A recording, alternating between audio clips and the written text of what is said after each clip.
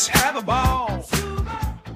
Oke, standby, kamera ready, sound ready, 3, 2, 1, action. Assalamualaikum warahmatullahi wabarakatuh. Halo semuanya, perkenalkan nama saya Firda Ruhul Afla. Saya mahasiswa PGSD UHAMKA dengan NIM 220102518. Dalam video ini, saya akan membagikan hasil laporan saya yang berjudul Studi Kasus Layanan Bimbingan dan Konseling terhadap siswa sekolah dasar dengan menunjukkan perilaku menyendiri. Nah, topik ini saya ambil karena di lingkungan sekolah dasar itu tidak semua siswa bisa langsung bergaul dengan teman-temannya. Ada yang lebih memilih atau lebih suka menyendiri atau menarik diri dari pergaulan.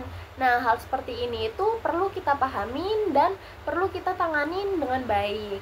Nah, melalui layanan bimbingan dan konseling yang sudah saya lakukan, saya mendampingi salah satu siswa sekolah dasar yang memiliki sikap seperti itu.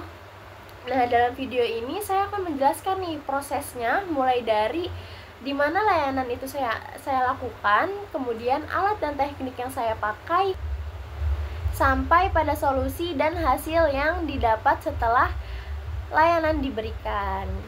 Nah, untuk next videonya bisa diperhatiin terus.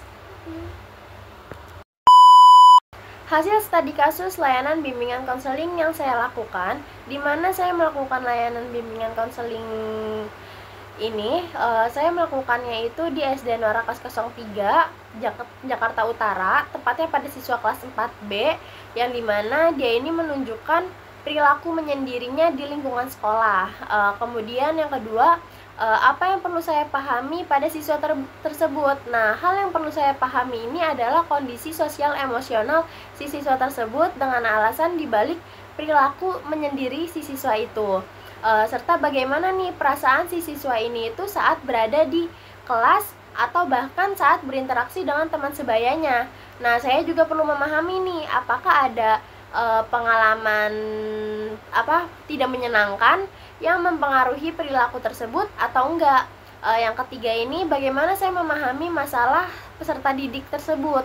Saya memahami masalahnya itu melalui observasi langsung di kelas dan juga di lingkungan sekolahnya, serta wawancara ringan secara individual kepada si peserta didik tersebut. Nah, saya juga menggunakan pendekatan empati agar si siswa ini tuh merasa nyaman dalam bercerita dan mengapresiasikan perasaannya. Nah, yang keempat, teknik non-tes apa nih yang saya gunakan dalam memberikan layanan yang memadai untuk siswa? Saya menggunakan observasi yang pertama, yang kedua itu menggunakan wawancara terbuka, yang ketiga itu saya melakukan dengan menggambarkan ekspresi emosi. Nah, yang terakhir ini dengan storytelling, yaitu sebagai teknik non-tes untuk mengenali kondisi siswa lebih dalam. Nah, yang kelima ini bagaimana saya menggunakan instrumen tersebut. Nah, instrumen ini itu digunakan dalam suasana santai dan tidak mengintimidasi. Misalnya, saya mengajak siswa ini menggambarkan ekspresi wajah sesuai perasaannya, lalu mengobrol santai saja berdasarkan gambar tersebut. Nah, teknik ini itu membantu siswa mengungkapkan perasaan tanpa merasa ditekan. Nah, selanjutnya bagaimana nih gambaran masalah si peserta didik tersebut. Nah, si peserta didik ini tuh menunjukkan perilaku menyendirinya itu tuh secara konsisten. Contohnya itu seperti si peserta didik ini tuh sering duduk di sudut kelas, terus tidak bergabung dalam diskusi kelompok, kemudian enggan berbicara dengan teman atau bahkan dengan gurunya. Terus saat istirahat juga si siswa ini tuh berdiri sendiri tanpa inisiatif untuk bermain bareng sama teman-temannya. Nah, apa saja nih faktor penyebab masalah peserta didik tersebut? Nah, faktornya itu antara lain yaitu kurangnya rasa percaya diri, terus mungkin si siswa takut ditolak atau dikritik ya saat berinteraksi, kemudian pengalaman sosial negatif sebelumnya itu juga bisa, kemudian kayak kurang stimulasi sosial di rumah. Yang terakhir itu mungkin karena keterampilan sosial dasar yang belum berkembang. Nah, dari beberapa faktor penyebab itu, layanan apa saja nih yang saya berikan dalam mengentaskan masalah si perilaku menyendiri ini? Nah, saya itu memberikan layanan berupa konseling individu yang bertahap ya, dan juga empati, yang dimana melatih keterampilan sosial dasar seperti menyapa, terus berbicara ringan, serta memberi penguatan positif pada si siswa ini agar mulai menunjukkan perubahan. Nah, adapun solusi yang saya berikan nih, solusinya itu saya itu memulai dengan pendekatan secara pribadi dan penuh empati supaya si siswa ini tuh mulai merasa nyaman dulu nih. Nah, setelah si siswa ini merasa nyaman, saya bantu deh dia untuk melatih interaksi ringan seperti menyapa teman, atau ikut diskusi kelompok kecil nih. Jadi di setiap ada kemajuan juga saya memberi pujian dan juga dorongan positif nih supaya si siswa ini itu makin percaya diri. Nah, saya juga berkoordinasi dengan si guru kelasnya agar suasana di kelas itu tetap mendukung dan aman untuk si siswa ini belajar berinteraksi. Nah, adapun bagaimana nih efektivitasnya dari si solusi tersebut? Nah, solusi ini tuh cukup efektif ya, cukup efektif karena siswa yang tadi yang awalnya pendiam terus menyendiri.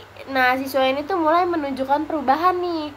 Dia mulai mau ikut kerja kelompok, kemudian mulai berani ngobrol dengan teman, berani ngobrol juga dengan guru, kemudian terus kelihatan lebih percaya diri juga. Nah, ekspresinya juga lebih positif, jadi sering senyum, bahkan mulai mulai berani bertanya saat pelajaran.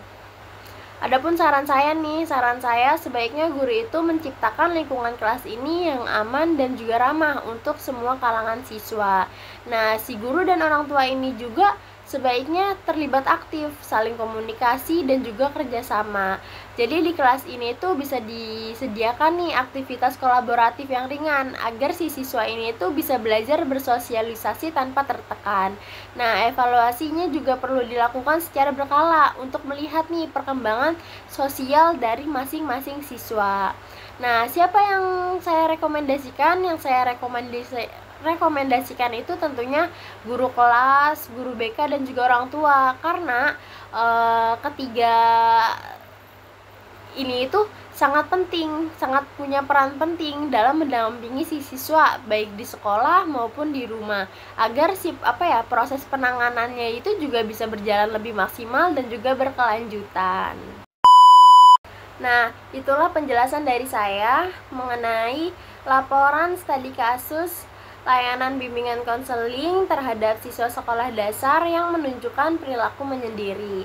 Nah, dari proses tersebut, saya belajar bahwa pendekatan yang tepat, penuh empati, dan dilakukan secara bertahap dapat membantu siswa mengenali dirinya sendiri, membangun rasa percaya dirinya, dan mulai terbuka dengan lingkungan sekitarnya. Nah, sebagai calon guru, pengalaman ini tuh mengingatkan saya bahwa setiap siswa itu punya cerita dan juga punya tantangannya masing-masing.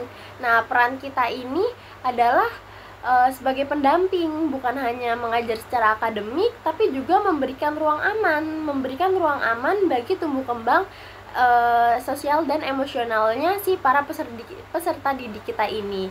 Nah, terima kasih sudah menyimak video saya sampai akhir. Wassalamualaikum warahmatullahi wabarakatuh.